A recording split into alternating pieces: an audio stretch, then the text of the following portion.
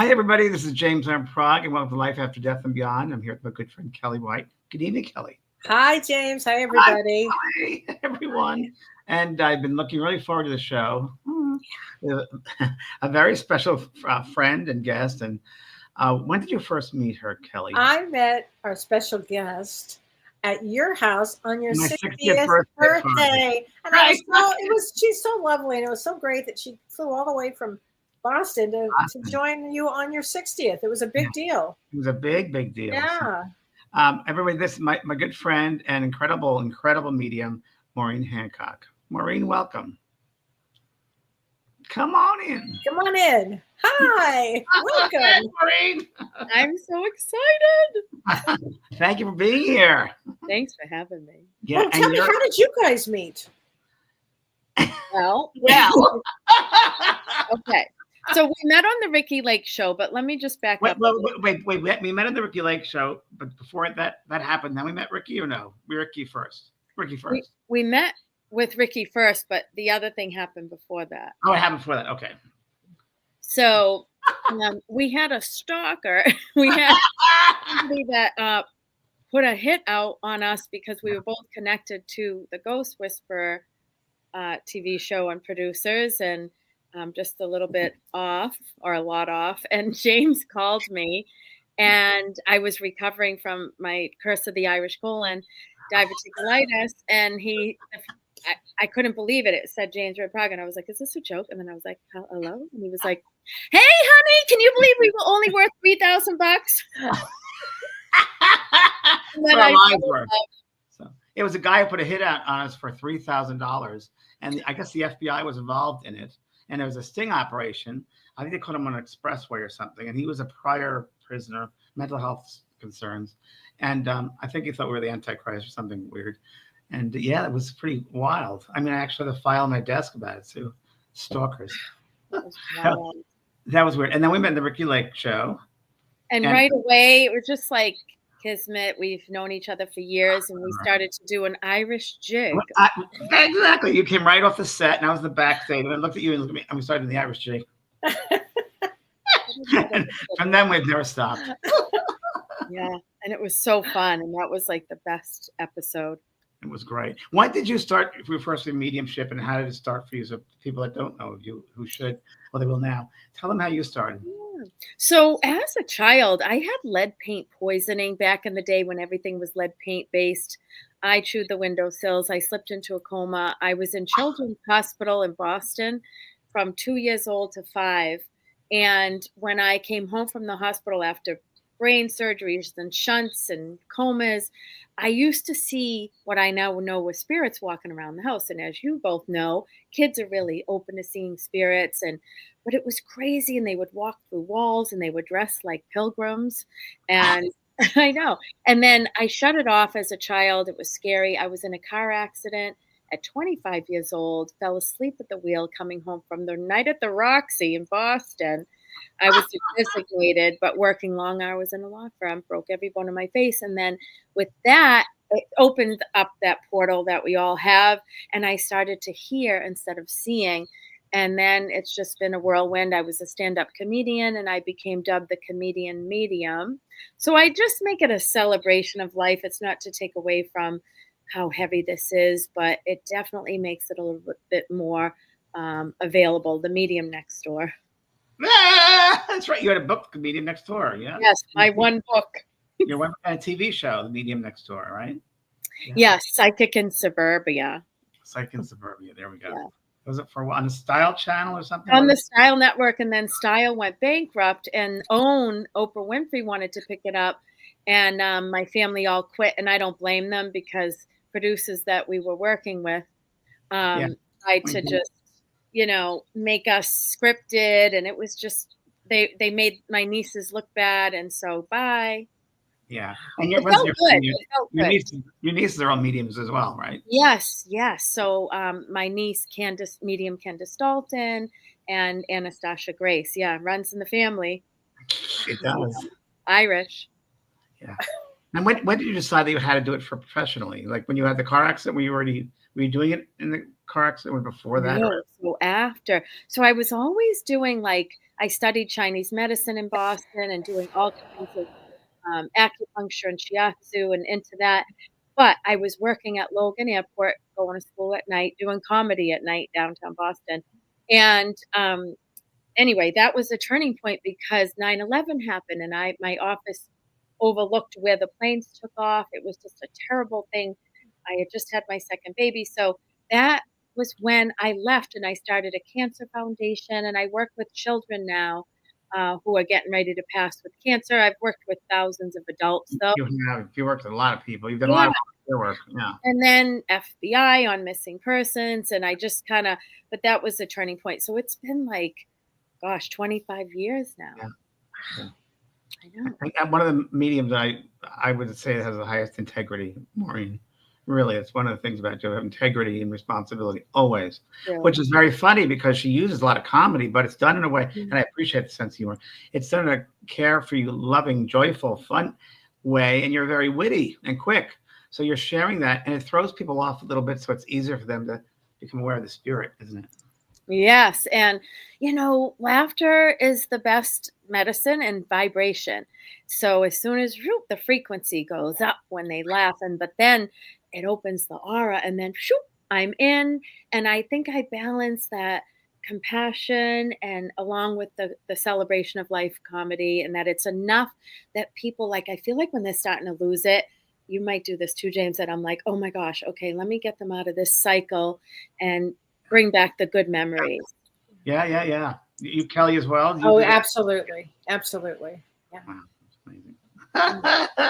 Wow. That's just incredible. Kellee, you have a question for Maureen? Yeah, I do. So many people are talking about losing their spouse. How do you go about handling when you have a case like that, when you have a client that comes in to see you that's lost their beloved spouse of, many, many, many years?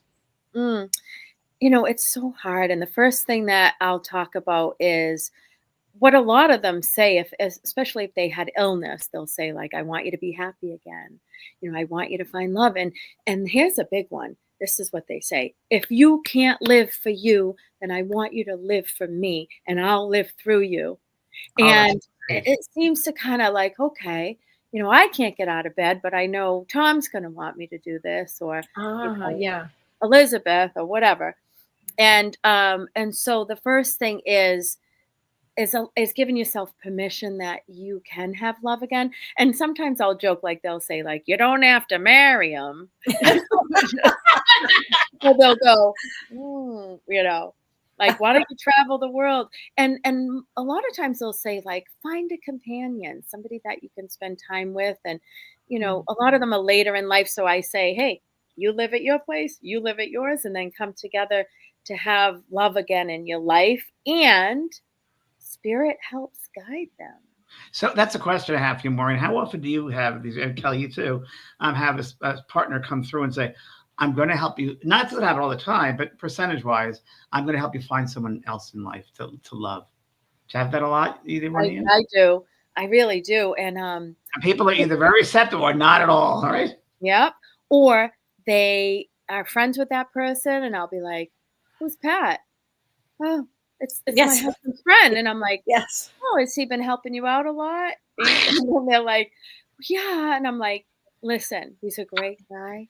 Your husband wants this. Or even if it's the opposite way, or I just read a woman and she lost her soulmate wife. And she's like, I feel like Ellie will be upset if I move forward. I'm like, no, she wants this for you. That's what they want. You got to keep moving and experience life and do all these great things, because when you smile and laugh and you feel joy again, it raises the vibration and it actually helps them get closer to you so you can have more connection and make a non-physical relationship continue, because they're not that's beautiful, right? I've had several people who've lost their spouses who absolutely will not only want to be with their spouses. And in fact, I had one the other day that passed away. She decided not to take medication for her cancer, and she just really wanted to pass so she could be with her beloved husband. I mean, that kind of a soulmate connection. I've run into several now What do you think about that? Okay, I love this question. So I just feel that there are different types of soulmates. So you Yes. have the companion soulmate. Yeah. So a lot of folks that have found their twin flame, the one, and that mirror of their soul, and a lot of times later in life, by the way, that perhaps, and I'll offer this and I'll say, listen, she was your ultimate twin flame soulmate, but there's still a companion out there.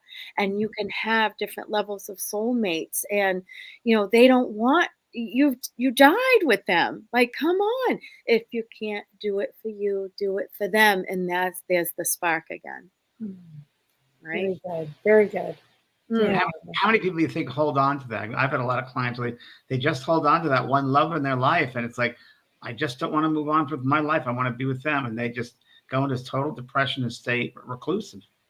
It's so hard. And it's like the ultimate complicated grief, but it's almost like they feel guilty if they smile and laugh. Even if they go out with their friends for a pizza, they tell me they feel guilty. They're like, I shouldn't be laughing. I shouldn't. And I'm like, oh, it's quite the opposite. It's like the bartender when they get a big tip and they ring the bell. So picture your love going like, yes, like even if you just go out with friends and, and then, but there's always room in there for some type of love. Like I said, even if it's a companion or a friend to travel with or somebody to have great conversations. And then I often do a match made in heaven. And so I'll take a widow and a widower and hook them up, or both. I'm open to all. Or two men, everybody, sister wives, whatever. And, but I'll match them up. And tell us about recently what you did, Maureen. You little imp, about the love matching that you did on the computer. Online? Oh my gosh! Okay, it's hilarious. Are you ready? So my friend Carrie Brett, she's a Boston celebrity photographer, but she has a podcast called Shot at Love because she had success on Tinder.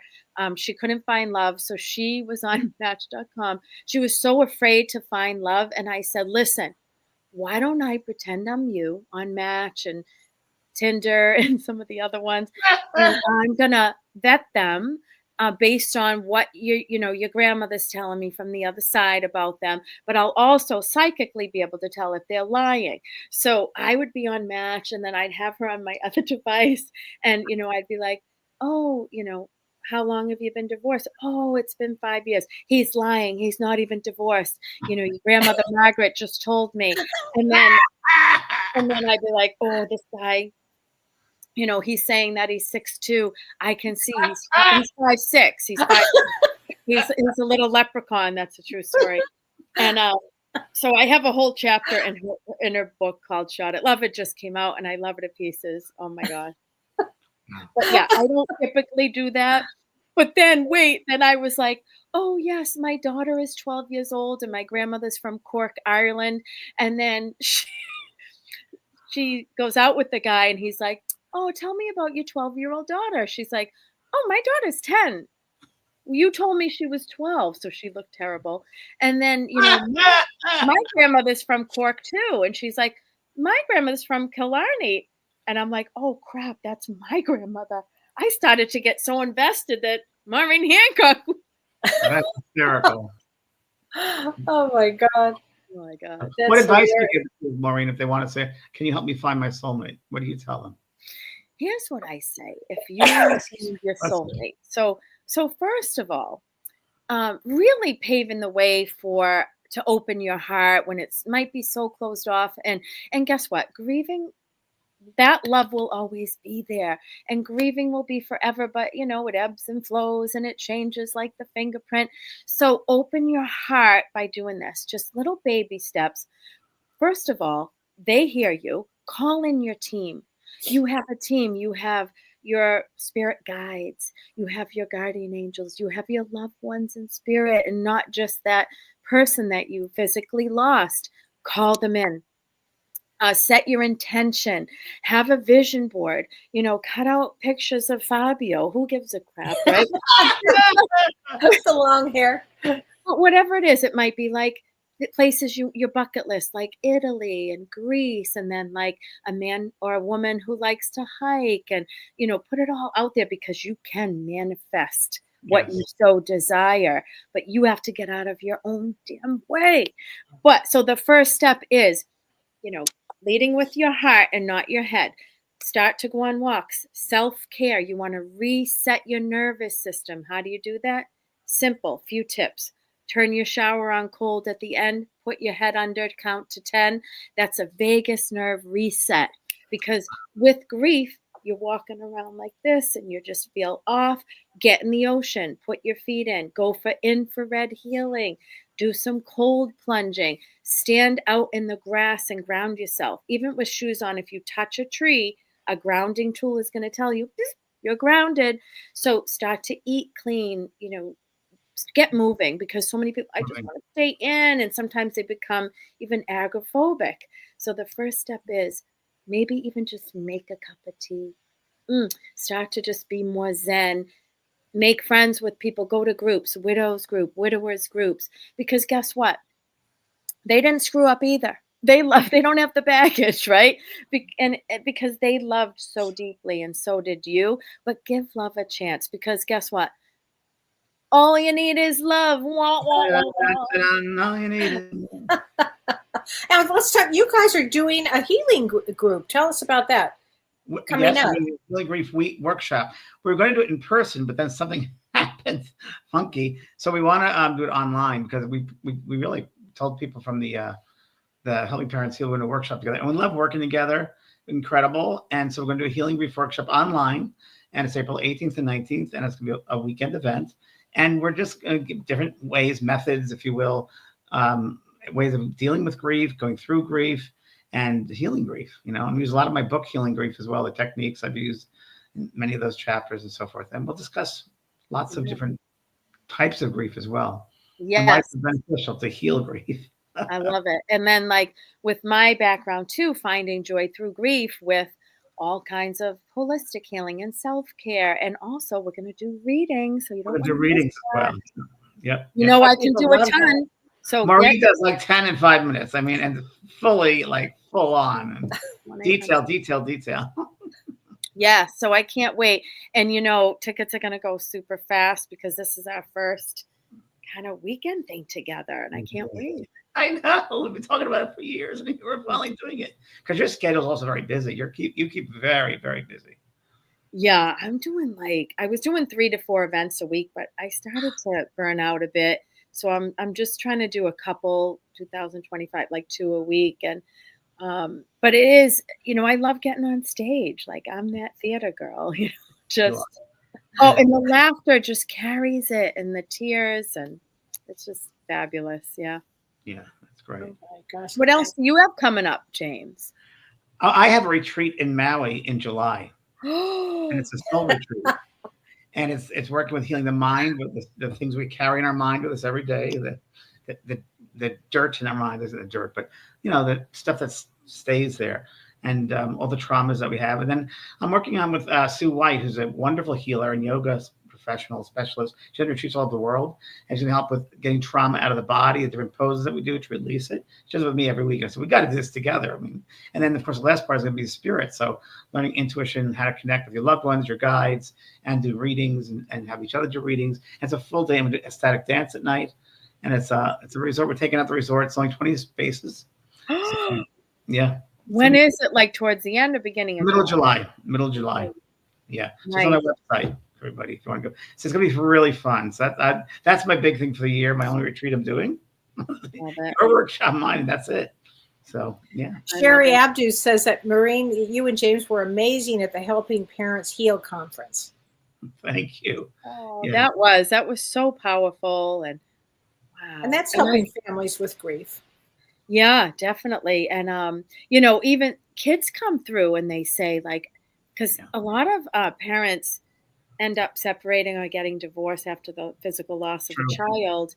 And that child will come through a lot of times and say, hey, you guys have grown apart, and here's where you're at now. And I want you to find love. I want you to find love. They always want us to come back to love and connection, and just having somebody to, like, have conversations with and heal with, right, James? Very, very true. I was writing today about a story that happened with a reading I did many years ago in a demonstration, and it was about a boy that died in a car accident by a drunk driver. And I remember the mother and father in the audience, and I said, he wants you to forgive the drunk driver. And the mother said, no, I will never do that. I'll never do that. And he said, please, I've forgiven him. Why can't you? And then he went on to explain how, you get forgiveness.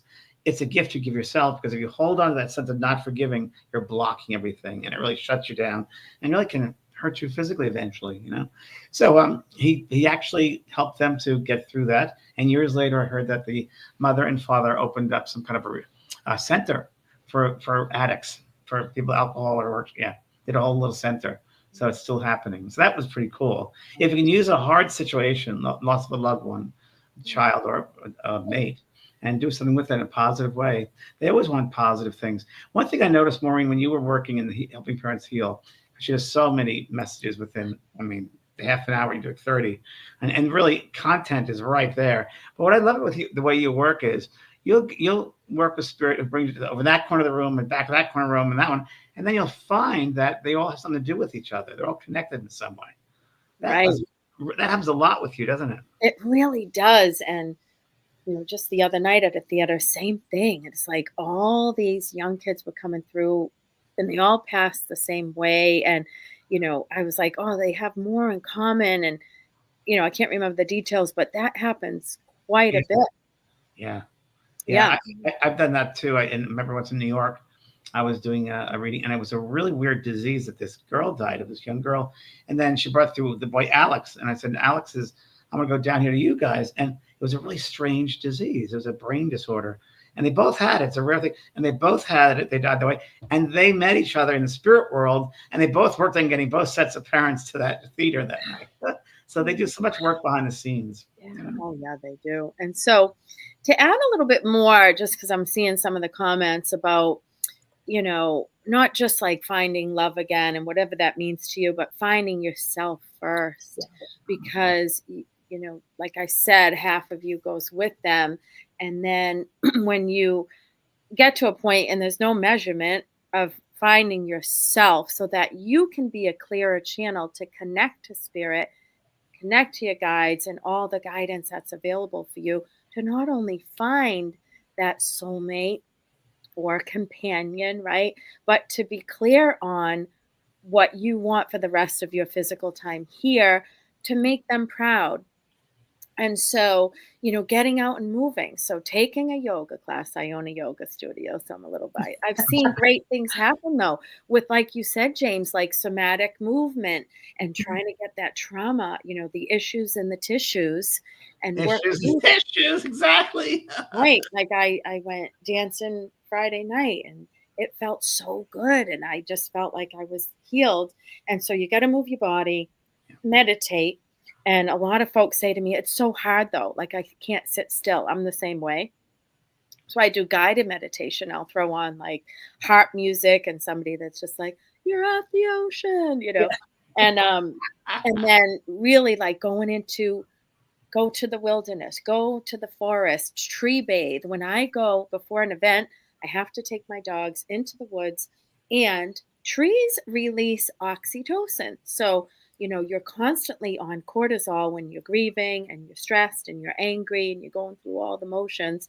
So you got to do things like just a warm bath and put Himalayan salt in it, because that ionizes and gets your vibration really raised. So it's all about raising your vibration so that you can be a clearer channel to find yourself, find love, and make the connection stronger to the beyond.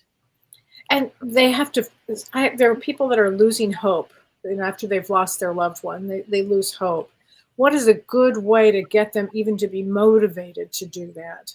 Because everything you're saying is so right on, and that's really what everybody needs to do, is to get in their body and start to move again.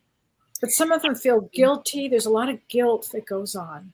There is. And so I say, 1 minute at a time, one step at a time. It might just be that little cup of tea. It might just be putting some lipstick on and going out with your friends, but like, even if you make yourself, because a lot of people will make plans and they're like, oh, I got to think of an excuse. And I bet you a lot of your listeners and followers will relate. It's like, oh, I'm going to say that I don't feel good. And so I always say, like, you know what? Speak your truth. No is a complete sentence. So have these non-negotiable boundaries that it's okay to not be okay, but also, so baby steps. So say, tomorrow I'm going to take a sound bowl meditation class, and you really have to force yourself. The next day I'm going to do, this walk by the ocean and put my feet in. And the next day I'm going to go to a place that does, some kind of certain massage or do infrared healing and start working on you. But nobody can push you out the door. You really have to take that step. And when you do, I promise you're going to say, oh, wow, I feel so much better. So it's about getting the energy in the body aligned so that you can have the connection to your love. You got to work on you and not just sit there and like, where are you? Where are you? I need a sign. I need this. Change your energy to, hey, slow down your energy. Come closer. Make it You're more so obvious. funny. I just hit in my head, and you're saying it now. So I was going to add to that because this just came to my head, that, when you have a loved one, you don't move on with your life. Imagine they're standing right there looking at you. Do you want them to see you that way? Do you want them to see you depressed and not living life fully? How do you want them to see you? Because they're observing you. They know more about you now in the spirit world from there than in the physical, but they're watching you. And do you want to be sad and depressed and lonesome while they're watching you? Yeah. You know what I mean? Amazing. And my work with hospice, I'll tell you. So watching people and kids and adults pass, this is what I've noticed time and time again. Of course, they're reaching for them, who's there to bring them home. But on the passing, this is what I want you to know, whether they passed unexpected or through illness, this is what it's like. It's beautiful. Yeah. And the feeling is, I'm there in the room and the vibration is shaking. And, even my mother, grabbed my arm. She's like, oh, it's like beyond the beyond. It's amazing. And even Steve Jobs, who didn't believe. And when he passed, he went, wow. Oh, wow. So I want everyone to know it's, oh, wow for them. And they want, oh, wow for us here. So true. It's so true. They want your light to be bright. It's like a light bulb. Turn up that wattage. They want you to be seen. They want you to experience life, because that's why we're here on this planet. We've come back to experience life, not to shut down, but to live. It's a gift. Do you think that what they're doing on the other side for us, our soulmates on the other side, are they imprinting on us to go out and do something? Are they imprinting, go to the beach today? Good one, Kelly. Yes. So, a lot of folks have said, like, I know my loved one sent this person to me or that person to me.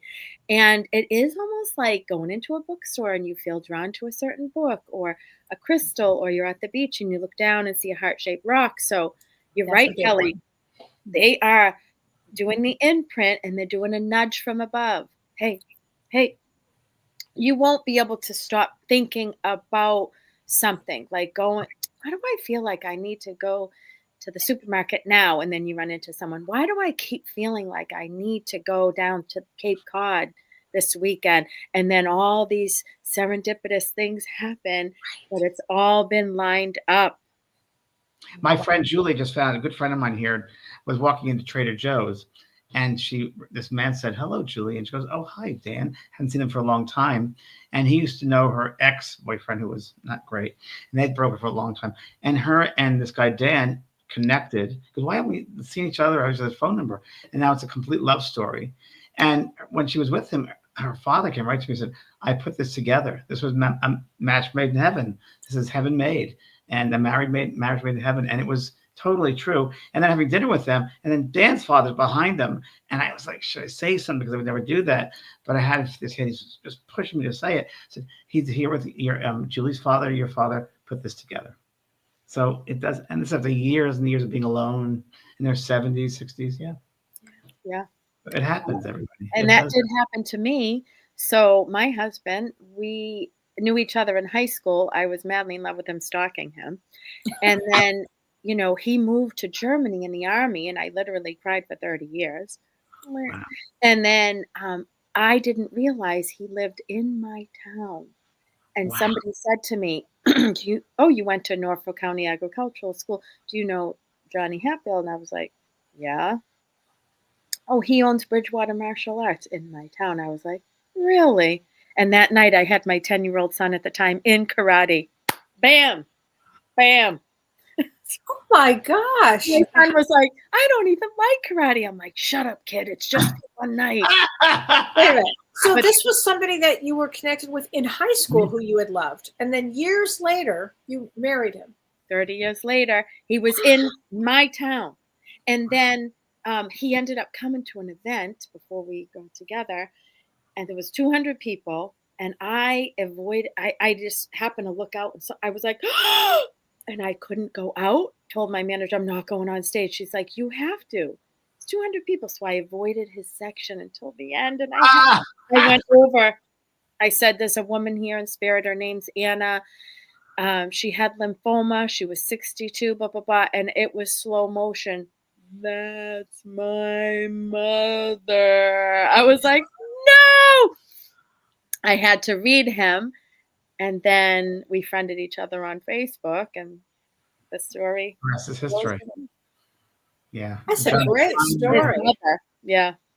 Whoa. So And do I you think that they helped put you back together? They put us together. Yeah. They put us together because my dad passed and he knew my father. And then my mom is now passed, but he knew my father. I do feel like it was definitely. Oh, yeah, for sure. They pulled the strings, for sure. 100%. Wow. What a great story. Yeah. Oh, how long have you been married? Coming up on 8 years. Wow. It was like 10, yeah. Mm-hmm. It's great. And how does he deal with mediumship? Oh, he's afraid of me. he can know all the karate he wants. I'm like, we have an Irish medium wife. But he definitely believes and supports me. He doesn't like that I work so much, but yeah, we just did a pilot for a TV show, but it's not right. They just want to, James, they just want to be in our house and follow us. Yeah. And I'm not having it. And I'm finally at the age in menopause dried up that I can say, no, it doesn't. I'm too tired. Like they were like, we're not interested in the readings. We just want to follow you. No, I'm very private, even though I'm. Yeah, no, it's true. You got to be have solitude as well. Oh, yeah. As a medium, you need to have the quiet time because you're always in the other levels of vibration that you need to come back to yourself. And I get a massage every week, and that's my grounding, and I do yoga twice a week, and that really helps. Yeah, and I teach yoga twice a week, and I teach qigong, and I do sound bowl meditation and all that. So the reason why I teach is because I need it the most. Yeah. It makes me have to do it. I do tapping. People can do tapping. Do you ever do tapping? Oh, yeah. It's really good for you. It's great to release trauma, too. It really is. Just hit everything. Just be like, yeah. Wow. Gosh. That's Yeah. amazing. So tell them what happened to you with your massage, because that's wild. Well, it's really interesting. So when I get a massage, it's I just surrender. And the massage therapist is a healer. He's been working now for 4 years with me, and he's lovely. The best one is he doesn't really realize how talented he is. And I've seen lights and color and energy there. And I've seen guides and beings, some of his, some of mine. He came to my front door once, 2 years ago. And I said, oh, I'm very sorry. Your mom just passed. He goes, yeah, today. I said, she's standing right next to you. And I just barely knew the guy. I'm like, oh, but he was really great with that. So I got a massage last night, and I'm lying on the table and I'm just surrendering. And I'm very aware of the space above me. And there's this beautiful bright light that's around me. And it starts to fill up with my brother who just passed. And he tells me things about all the family members on the other side, his children here. Then all of a sudden I see all old friends of mine. And from that I used to be in development circles with, to best friends who passed, to a lot of different, my sister's father-in-law and mother-in-law, and they're just saying hi. And they said, your brother's very much like you with his sense of humor. He's got everyone cracking up. It was a really amazing experience. And I was like transported. I was there and yet here. And I felt at the time that I was more there. And I was very aware how open it was. And they just wanted to say that they just love me. They enjoyed my brother, and it's fun. And it was really pretty trippy. And he said, they live in different communities. So I said, "Do you see Mom?" He goes, "Yeah, she's working with the young women who just passed over. And my father's going to school." And I asked my brother what he's going to do. And he said, "Well, I'm teaching craftsmanship to children," which he did craftsmanship in life. And so it's really interesting, that vibration, that frequency. And it was very easy to talk to them because it was just my mind just opening up and making sentences telepathically. And they were just coming in and impressing, Kelly, I guess you could say, and impressing would be the word, and stepping in front and connecting mind to mind. And they didn't have to speak verbally. It was just thoughts back and forth. And I saw faces, and I just felt their energy, but I saw a lot of the faces as well. And it was really interesting. I said, "Why are you all here?" Am I going somewhere? I said, "But no, when you're relaxed, we can get close to you." So yes, 100%. Which is what you were saying. If you want to get in touch with your loved one on the other side, really, you do have to be in a kind of a quiet state, in a calm state of mind. And all they want to do is come close to you. That's all they want to do, is be with you, right? Because we can't help, right? Or grieving to have an on-demand button, like, please, give me a sign, make this happen, da, da, da, da, da. And you got to slow it down. You got to say, hey, I'm like, chill. I'm like, hey, if you can. Slow down your energy, make it more obvious, but try not to be so demanding, because then it's reverse magnets going the wrong way. And I'm watching some Great of these, analogy. Yeah. Really great. So I'm watching some of these comments where folks are saying, like, hey, my dad lost my mom and he's in his 80s, or mom and the vice versa. They were married 60 something years. So for those scenarios, they're like, what's the advice? And then, they're not looking for a new love, but you never know. But this is where they want to make a non-physical connection with their husband, wife, soulmate, partner, fiance, where they're going to write them letters Yes. to heaven, right? Write them some letters, or just little, even for like guys that might not write a lot, little Post-it notes, and just this, they see what you're writing, but also just being quiet and getting the bird feeders all set up so that, when you're seeing the cardinals and then the hummingbirds and the different birds, because my father always says, I didn't turn into a damn cardinal. God, excuse me. But they can most certainly use their energy to make them show up to you. And if they're not mobile, right, get them a whole bunch of bird feeders, enjoying nature. And there are ways that they can connect more deeply, and sitting in silence, Kelly, like you said, even just sitting. Yeah. And then say to them, hi, are you there? And listen to what comes back. You think that you're making it up. The most common question I get asked, I don't know about you two, is how can I differentiate between what is my own thoughts and what is spirit? And spirit will keep repeating. Spirit will be nudgy. Spirit will go at first and then get louder until you listen. So write out a bunch of questions, your top 10. Where are you? Who are you with? What are you doing? And have them answer back to you in your silence. Yeah. And it's not you making it up. That's what I did last time with my brother. And it was one. So what are you doing? What's Mom doing? What's Dad doing? And it was very quick, very fast. And it's just be open to that. And as you said, writing a letter, I tell people all the time, one of the best exercises I tell people to do is write a letter to your loved one. Write everything out. Because as you said, they hear your thoughts. They hear you writing. They know the words because they can hear your thoughts, what you're writing down. And then I say, take that and fold it and put it away for a couple of weeks. Write in your calendar to get another letter going. In 2 weeks, you get a pad out or paper, and you write a letter from them to you. Yes. It works really well. That's a really good way. I mean, there's so much around us. Another exercise I love is you sit in the silence, you sit in that quiet space, and you invite them to stand next to you, to stand with you, to share that space with you. Our thoughts are one, our vision is one, our words are one, our emotions are one. Two become one. We share this space, and it works really well because love is what brings them in. Love that. And I will do this one too, and it's just a qigong move, but it's everybody's move, and just like building the energy, and then slow it down and then bounce it. And that's what energy feels like of spirit. and then sit back, meditate, pray, whatever works. Close your eyes and sit back and tell them to push against your hands. Ah, good one. And you can feel it. That's a good one. That's a great one. Oh my gosh. And it's energy, right?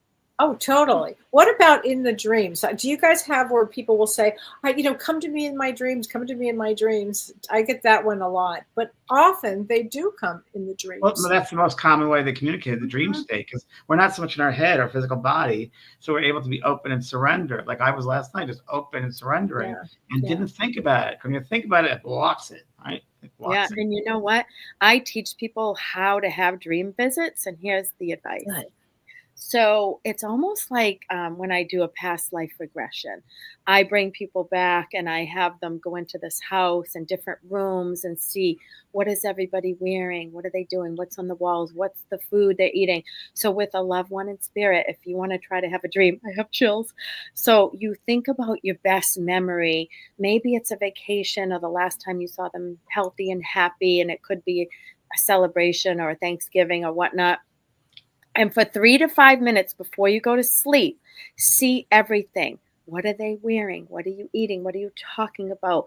What does it look like all around you? Just like a past life regression. And it opens a door. It opens the portal for them to come through, and you're more relaxed, and then they can come in a dream visit. And usually it's 60 to 70% success rate after 5 days of doing this. But it might happen right away. Wow. That's a great idea. Right? I had one the other day, which was really great because, my sister and brother passed, and they both, of course, knew what I did. And I was at 5 o'clock in the morning in that twilight state, and all of a sudden I hear bang, bang, bang, bang on my bedroom door. And I thought it was this man staying here. It was helping Peter. I thought he was ill. I opened my door, no one's there. And then it hit me. Oh, it's those two. And I remember they were like, little kids. And I remember when they were alive, they said, we passed for you. We're going to come back to you and we're going to haunt you, And it was funny. And I said to them, I knew it was them. And I said, really? Next time, show yourself more. I can see it's really weird doing that I that. went through yesterday. And I was telling Kellee this. It was so weird, Maureen. I swear to God, I never do this. And my brother comes to visit me when he was in the physical. He used to come and fix things. He was a craftsman. So yesterday, I'm taking WD-40, going around to all the metal areas and hinges. And I'm like, what am I doing? I'm like, oh, my brother, it's him. And then I started power washing the house. Don't ask. I don't know. I've never power washed anything. Wait, no. Didn't you WD the coyote fence? The coyote fence, the gate that goes all the way around my property. And it's, I don't know. I'd never do that. And I'd never do power washing. Hello, I didn't know to turn the thing on. So it was weird. And I knew it was him. And he said in my head, ha, ha, ha, I'm with you. It's me. See, I'm here taking care of you. He was going to move here, by the way. He was going to move into my house. We discussed that. And there was a room already for him. And so that's funny because I'm still with you now, but I can come and go as I please. So they're always around us and they'll influence us. And it's just such a subtle feeling. It's such a subtle sense. But the more we think about it, the more the doors close. So you just got to be open to everything and get in your heart space, your heart light. Yeah. And I saw somebody wrote like, hey, I've always been single. I don't want to be alone forever. Will I find lasting relationship with a good man? And soon. And it's like, okay, so I want you to know that you do have some power to really truly manifest. So working on this, not only the self-care, the somatic healing, trauma release, whatever it is that could be blocking why that isn't happening. So taking a look at what do I need to do for me first to allow that in? What's really holding me back? And of course, work with a counselor, work with, a somatic healer, trauma healing, and get to the bottom of it so you can peel the layers of the artichoke to find your heart again. Ah, listen to you. Very good. Right? I love the artichoke analogy. I bought an artichoke today. I love it. So funny. So funny. It's so, I'm going back to what I said before. They really want us to experience love and express love and be loved. And when they go to that world, that's such a beautiful, loving space. And they want us to experience that while we're still in the physical as much as we can. But as humans, we get caught up in the head, the critical part, the judgment part, the resentment, the shoulda, woulda, couldas. I wrote a book called Unfinished Business. And really, that is to have no shouldas, wouldas, or couldas when you pass over. So make sure all of your business is taken care of. You tell people you love them, you forgive them. The highest vibration is forgiveness, right? So yeah, it's really interesting because they're always around us and they want us to live life. Don't waste our time here. Totally. 100%. I love it. And everyone deserves love. But, I always say, like, it's okay to date yourself for a while, too. Right. And then when you feel, it could just be a friend or a companion, right? So I love it. And then to be open to love and let it come in all different ways. So, like, I'm going to vacation in Europe, and I'm gonna find my soulmate.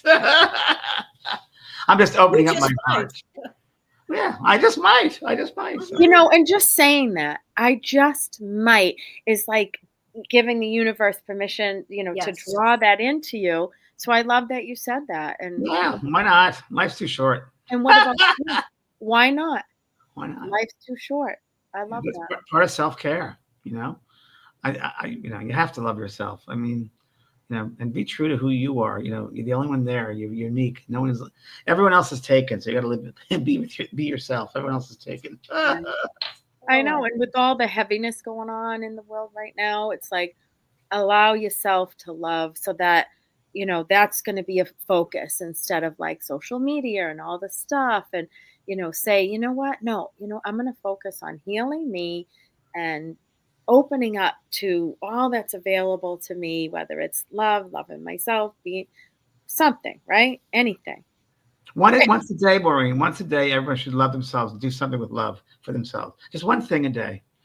Buy yourself flowers, buy yourself a piece of candy, whatever. What was your word today for love, James? Because I know you're doing a word a day for love. Yeah, I think it was passion. Not passion. It was patience. Patience. Okay. Patience. Yeah, patience. Good. It's true. We have to have patience.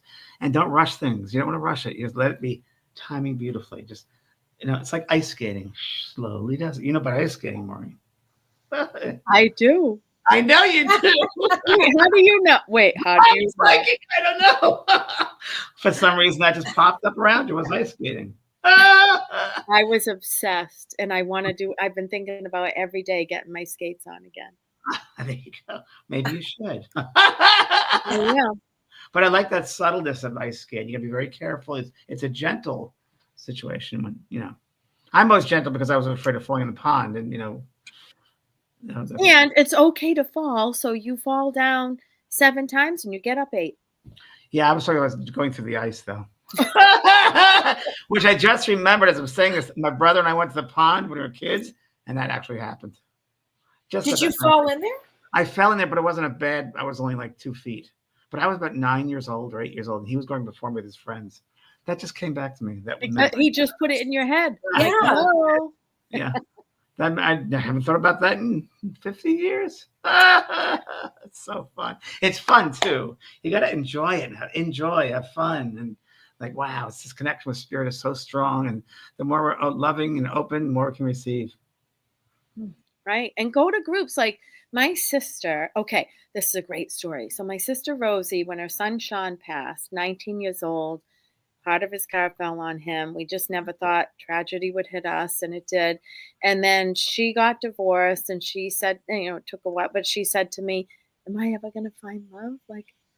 And I said, oh, Sean's saying that you're going to meet a guy named David who lives in the North Shore and, has this, and this. And she was like, oh, okay. Sure enough, Match.com. She met David. I said, I hope you didn't say like, my son in spirit said, you're my husband. But Sean brought David to his mother. We know it. Yeah. Wow. That's great. Wow. Oh my gosh. Well, what do you talk about when you see soulmates with people? They ask about their soulmate and will I see my soulmate again? Or how do you deal with that from a therapeutic and mediumistic point of view?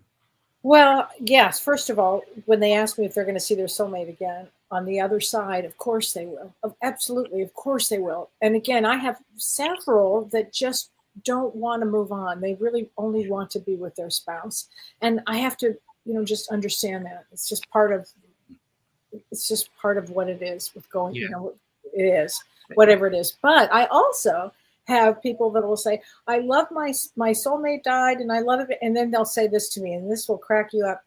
Do you see when I'm going to get married next? That's Like right. literally, they can't wait a month. I've actually had people that have gotten married within a month. I mean, and they will talk about their soulmate. So it's just interesting. It's all where everybody is. Everybody's in a different space of what they want to grow or not grow or stay or learn or whatever. Everybody's in their own space. So I just kind of have to honor that, whatever You can't space judge they're because in. people, No. Wherever they are, that's where they are. But the ones that really kind of want to go, but they feel guilty if they go out, those are the ones that really need some help with getting out. So the tips that you've talked about tonight are really great for that.